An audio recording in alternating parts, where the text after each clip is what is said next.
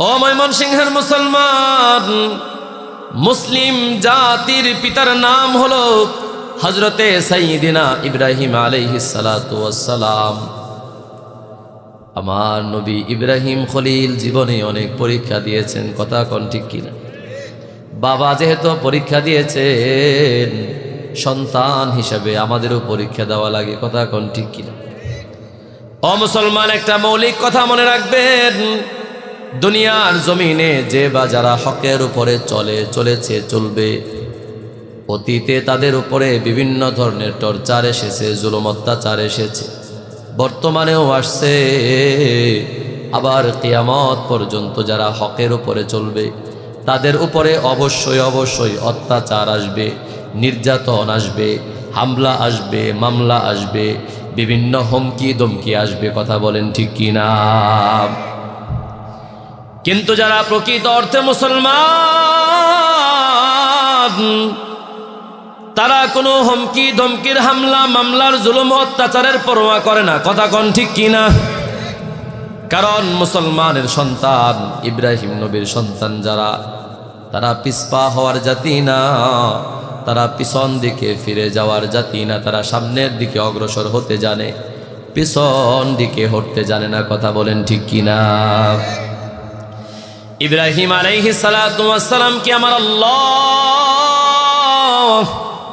নবুয়ত দান করে দিলেন, ও ইব্রাহিম তুমি মানুষের মাঝে, তোমার উম্মতের মাঝে আমি এক আল্লাহর ইবাদতের ব্যাপারে দাওয়াত দাও।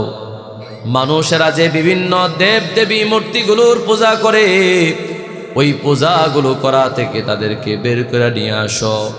কারণ ওই সময়ে মানুষেরা দেব দেবীর পূজা করত। এক পর্যায়ে নমরুদ ছিল তাদের বাদশাহ। তাদের বাদশার নামটা কি? নমরুদ ছিল তাদের বাদশাহ। এক পর্যায়ে নমরুদ নিজেকে খোদা দাবি করে ফেললো, জোরে কর নাউজুবিল্লাহ। নমরুদ এলাকার মধ্যে ঘোষণা দিয়ে দিল, আমি আজ থেকে তোমাদের প্রভু, আমি আজ থেকে তোমাদের রব, তোমাদের খোদা, জোরে কর নাউজুবিল্লাহ।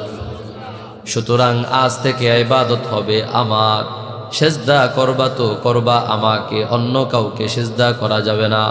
ও মুসলমান বাজান, আমি আপনাদের কাছে জানতে চাই, বলেন তো আল্লাহ ছাড়া দুনিয়ার অন্য কোনো মানুষের কদমের মধ্যে কি সেজদা দেওয়া যায়? আল্লাহ ছাড়া কোনো মানুষের কদমের মধ্যে সেজদা দেওয়া যায় না। আল্লাহ ছাড়া কোনো মাজারের মধ্যে গিয়ে সেজদা দেওয়া যায় না, কোনো বাজারের মধ্যে সেজদা দেওয়া যায় না, কোনো গাছের সামনে গিয়ে সেজদা দেওয়া যায় না, কোনো ভবনের সামনে সেজদা দেওয়া যায় না, কোনো মাজারের মধ্যে গিয়ে সেজদা দেওয়া যায় না, কোনো পীর বাবার পায়ের মধ্যেও সেজদা দেওয়া যায়। জোরে কোন? ও মুসলমান, নমরুদ ফরমান জারি করে দিল, ইবাদত করতে হবে আমার, কারণ আমি তোমাদের রব, আমি তোমাদের খোদা। এলাকার মানুষেরা নমরুদের ইবাদত করা আরম্ভ করে দিল। এবার হযরত ইব্রাহিম আলাইহিস সালাতু ওয়াস সালাম, যেহেতু তিনি নবী, আর খালি নবী, ওরে বাবা রে বাবা, পুরা মুসলিম জাতির পিতা ইব্রাহিম আলাইহিস সালাতু ওয়াস সালাম বললেন, না নমরুদ, আমি তোমার ইবাদত করতে পারবো না, তোমার ইবাদত পালন করা আমার দ্বারা কোশ্চেন কালেও সম্ভব না, বরং আমি আমার এক আল্লাহর ইবাদত করি। এরকম ভাবে কিছুদিন চলার পর হযরত ইব্রাহিম আলাইহিস সালাতু ওয়াস সালামের বয়স 16 বছর। কত বছর? সবাই একটু আওয়াজ দিয়ে বলেন তো, বয়স কত? নমরুদ একদিন ইব্রাহিম নবীকে ডেকে পাঠাইছেন তার দরবারে, লোক দিয়ে পাঠাইছে, যাও ইব্রাহিমকে ডেকে নিয়ে আসো আমার দরবারে। ইব্রাহিম নবীকে আনা হলো, ডাকা হলো, হাজির করা হলো নমরুদের দরবারে। নমরুদ বাদশাহ,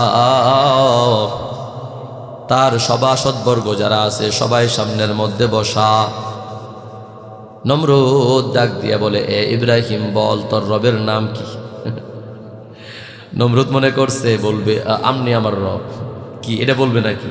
কথা কন না কেন? নমরুদ এবার জিজ্ঞাসা করলো, আরে ইব্রাহিম, আমি তোমার কাছে জানতে চাই, বলো বলো তোমার রব কে?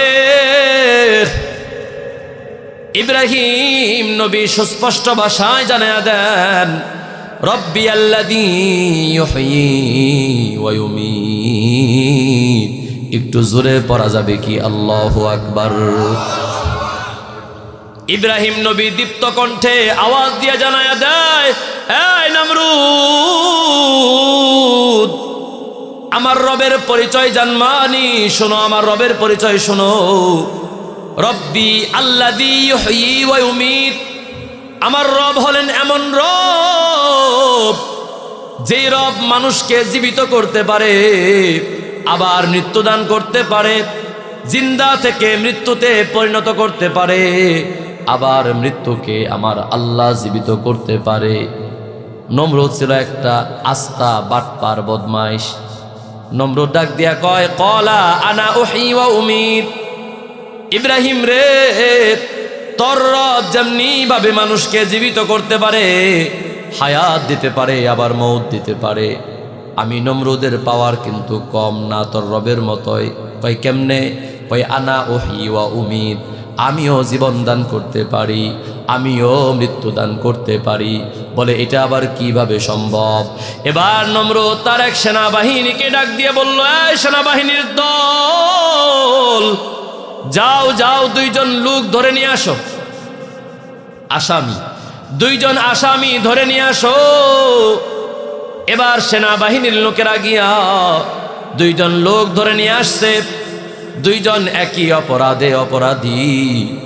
নমরুদ সবার সামনে একজনকে মৃত্যুদণ্ড দিয়া দিল, আরে মাইরা ফেলাও, রে ফাঁসি দিয়া অথবা কল্লা ওরায়া দিয়ে তাকে হত্যা করে দিছে। আর ওই দুইজন আসামির মধ্য থেকে আরেকজন আসামিকে বেকসুর খালাস দিয়ে দিছে, যা তোর ছুটি দিয়ে দিলাম, তুই তোর বাড়ির দিকে চলে যা। কত বড় রাম ছাগল হইলে এরকম পাগল ছাগলের মতো যুক্তিদার করে কথা কোন ঠিক কিনা?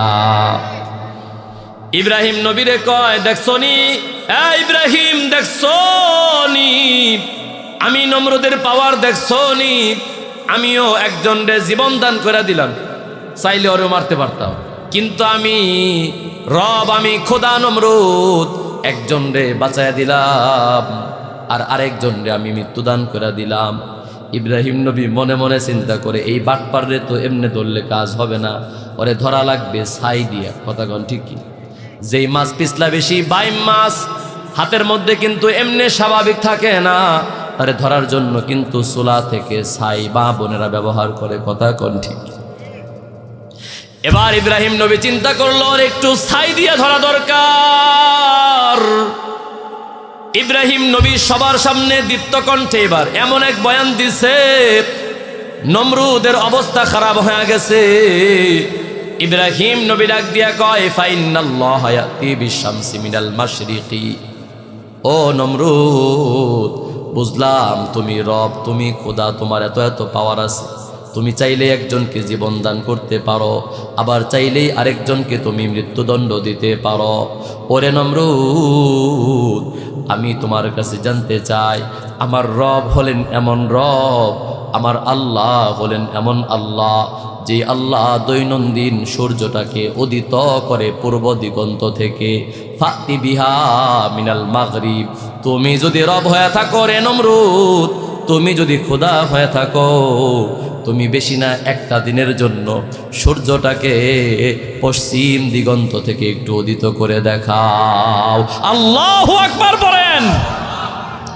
নমরুদ কেন? এই নমরুদের 14 গোষ্ঠীর ক্ষমতা নাই, যে নমরুদ সমস্ত শক্তি জাহের করে সূর্যটাকে সকাল বেলায় পূর্ব দিগন্ত থেকে বাদ দিয়ে পশ্চিম দিগন্ত থেকে উদিত করাবে, এরকম ক্ষমতা নমরুদের আছে নাকি? আর একটু জোরে করেন, আছে নাকি? আল্লাহ বলেন, ফাবুহিতাল্লাযী কাফার, তখন কাফের হাক্কা বাক্কা খায়া গেল। আরে ইব্রাহিম এটা আবার কেমন কথা বলল? আমি নমরুদের 14 গোষ্ঠীর দ্বারাও তো সম্ভব না, আমি তো কশ্চিনকালেও এই আকাশের সূর্যটাকে আমি নমরুদ পশ্চিম দিগন্ত থেকে উদিত করতে পারবো না। বলেন এমপি সাহেবকে যদি আপনি সাধারণ কোনো পাবলিক যদি অপমান করে, এমপি সাহেবের ভিতরে জ্বলন পূরণ তৈরি হয় কি হয় না? ওই এমপি সাহেব চিন্তায় থাকে, তোর সুযোগ পাই, তোরে এমন সাইজ আমি করমু, তুই সবার সামনে ভরা মজলিসে আমারে এইভাবে অপমান করলি, আমার গালের মধ্যে জুতার বাড়ি দিলি, তোর আমি সুযোগ পাইনি, তোরে কি করি দেখবি এরপরে মজাটা। কথা কোন ঠিক কিনা? এবার যখন নমরুদ বড় অপমানিত হয়ে গেল, উপস্থিত যারা ছিল এরা বলল, ও আমাদের খোদা, ও আমাদের রব নমরুদ, আপনি যদি ইব্রাহিমকে এইভাবে ছেড়ে দেন, ইব্রাহিম তো সামনে আরো আপনার সঙ্গে বাড়াবাড়ি করবে। বলে কি করা যায়? ওই ইব্রাহিমকে তাড়াতাড়ি দুনিয়া থেকে বিদায় করে দেন। কিভাবে বিদায় করব? ক্বালু হাররিকুহু, কয় তাকে আগুন দিয়া জ্বালায়া দেন। নমরুদের কাছে বিষয়টা বড় পছন্দনীয় হয়ে গেল।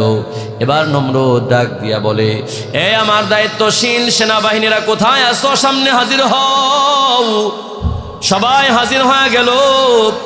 ইব্রাহিম আলাইহিস সালাতু ওয়াস সালামকে আগুন দিয়া পোড়াইতে হবে, ওরে দুনিয়ার জমিনে রাখা যাবে না। আমি নমরুদের বিরুদ্ধে কথাবার্তা বলে, আবার দেব দেবী মূর্তি যেগুলো আছে এগুলোর বিরুদ্ধেও কথাবার্তা বলে।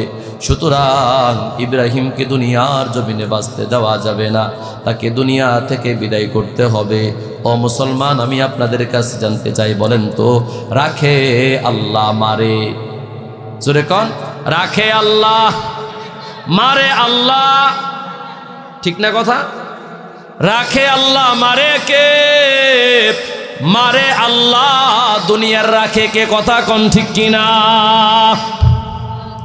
নমরুদ এবার তার সেনাবাহিনীদেরকে বলে দিল, যাও, ইব্রাহিমকে আগুনের মধ্যে যেহেতু পোড়াতে হবে, মাঠের মধ্যে বড় একটা চুলা বানাও। চুলা আছে না? চুলা, বড় একটা চুলা বানাও। আর এলাকার মধ্যে খুঁজে খুঁজে দেখো কোন জায়গায় ভালো ভালো জ্বালানি কাঠ আছে, লাকড়ি আছে, এগুলো সংগ্রহ করো।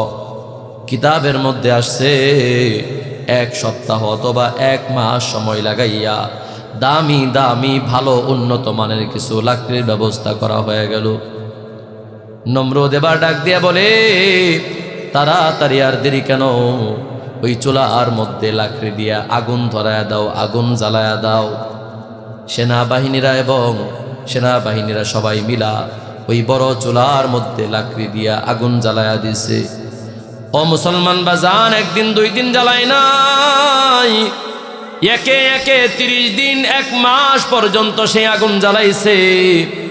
তাফসীরের কিতাবের মধ্যে আসছে ওই অগ্নিকুণ্ডটা, ওই চুলাটা এতটাই ভয়ঙ্কর হয়ে গেছে বাজান, ওই চুলার বহু উপর দিয়ে যদি কোনো পাখি উড়ে যেতে চাইতো, ওই পাখি উপর দিয়ে উড়ে যেতে পারতো না, সাথে সাথে পুড়ে ছাই হয়ে ভুনা হয়ে ওই অগ্নিকুণ্ডের মধ্যে, চুলার মধ্যে পড়ে যেত। এত ভয়ঙ্কর এক অবস্থা হয়ে গিয়েছিল। এবার ইব্রাহিম নবীকে সেই আগুনের মধ্যে ফেলার প্রস্তুতি। ইব্রাহিম নবীরে নিয়ে আগুনের মধ্যে ফেলবে,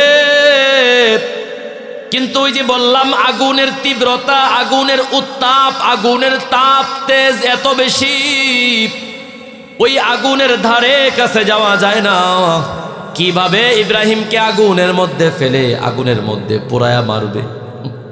শয়তান এসে হাজির হয়ে গেছে। নমরুদ বুঝতে পারছি বুদ্ধি কাজ করতেছে না, চিন্তার কোনো কারণ নাই, আমি শয়তান মশাই হাজির হয়ে গেলাম। বলে কি করব, কিভাবে ইব্রাহিমকে আগুনের মধ্যে ফেলবো?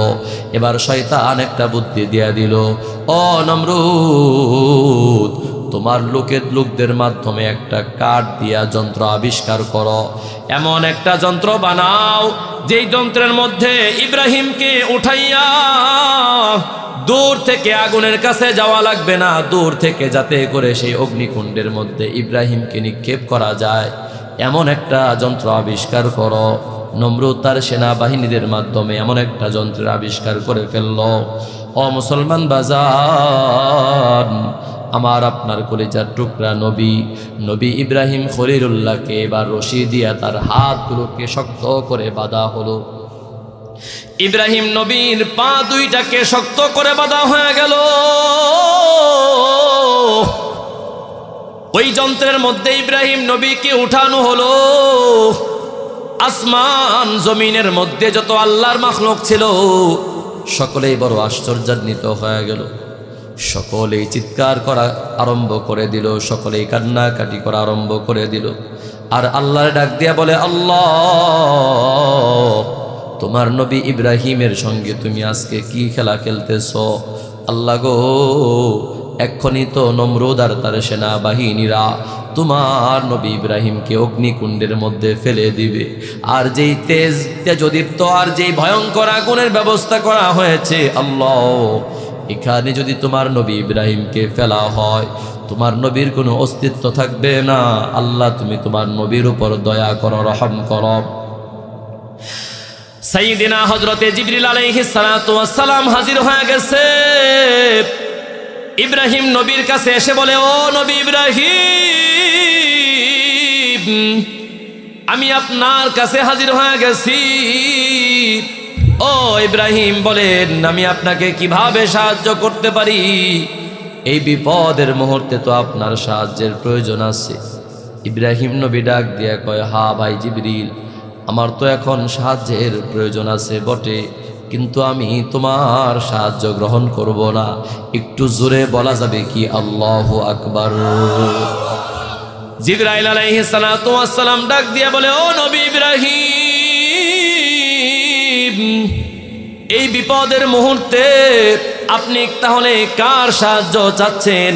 কে আপনাকে সাহায্য করবে? ইব্রাহিম নবী দীপ্ত কণ্ঠে ডাক দিয়া বলে, যেই আল্লাহর জন্য আমি ইব্রাহিম অগ্নিকুণ্ডের মধ্যে পড়তে যাচ্ছি, আমি সরাসরি ওই আল্লাহ তাআলার সাহায্য কামনা করতেছি। ও মুসলমান বাজান, গভীর মনোযোগ। ইব্রাহিম নবীর দুই হাত দুই পা রশি দিয়া শক্ত করে বাঁধা হয়েছে। ওই যন্ত্রের মধ্যে ইব্রাহিম নবীকে ওঠানো হলো এবং নমরুদ যেই মাত্র আদেশ করলো, সেনাবাহিনীর দল, ইব্রাহিমকে তাড়াতাড়ি অগ্নিকুণ্ডের মধ্যে ফালায়া দাও। আহারে মুসলমান, আমার নবী, আপনার নবী ইব্রাহিম নবী জীবনে কত পরীক্ষা দিছে, একবারের জন্য পিছপা হয় নাই। নমরুদের কাছে একটু সারেন্ডার করলেই আগুনের মধ্যে ঝাঁপ দেওয়া লাগে না, কিন্তু ইব্রাহিমের কলিজার মধ্যে সারা দুনিয়ার ভালোবাসা, মোহাব্বত, ডর, ভয় একদিকে, আর আল্লাহর ভালোবাসা, আল্লাহর মোহাব্বত আরেক দিকে। জোরে কোন সুবহানাল্লাহ। ইব্রাহিম নবী চিন্তা করে, আমার জীবন যাবে যাক, কোনো আপত্তি নাই, কিন্তু আমি চাই আমার আল্লাহ, আমার রব, আমার মালিক যেন আমার উপর সন্তুষ্ট হয়ে যায়। মালিককে সন্তুষ্ট করার জন্য ইব্রাহিম নবী স্বতঃস্ফূর্তভাবে আগুনের মধ্যে ঝাঁপ দেয়। নমরুদ এবার তার সেনাবাহিনীদেরকে ডাক দিয়া বলে, ও সেনাবাহিনীর দল, আমাদের শত্রু তোমাদের শত্রু, আমাদের এই রাজ্যের শত্রু, আমাদের দেব দেবী মূর্তিগুলোর শত্রু ইব্রাহিমকে আর দেরি করা যায় না, তাড়াতাড়ি তাড়াতাড়ি আগুনের মধ্যে নিক্ষেপ করে দাও। ও মুসলমান বাজার, ইব্রাহিম নবীকে আগুনের মধ্যে ফেলে দেওয়া হলো। দূর থেকে সেই যন্ত্রের সাহায্যে অগ্নিকুণ্ডের মধ্যে নিক্ষেপ করা হলো।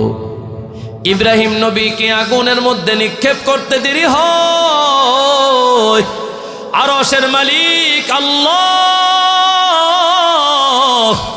আগুনকে ডাক দিয়ে বলে, ইয়া নারু কুনি বারদাম ওয়া সালামান আলা ইব্রাহিম।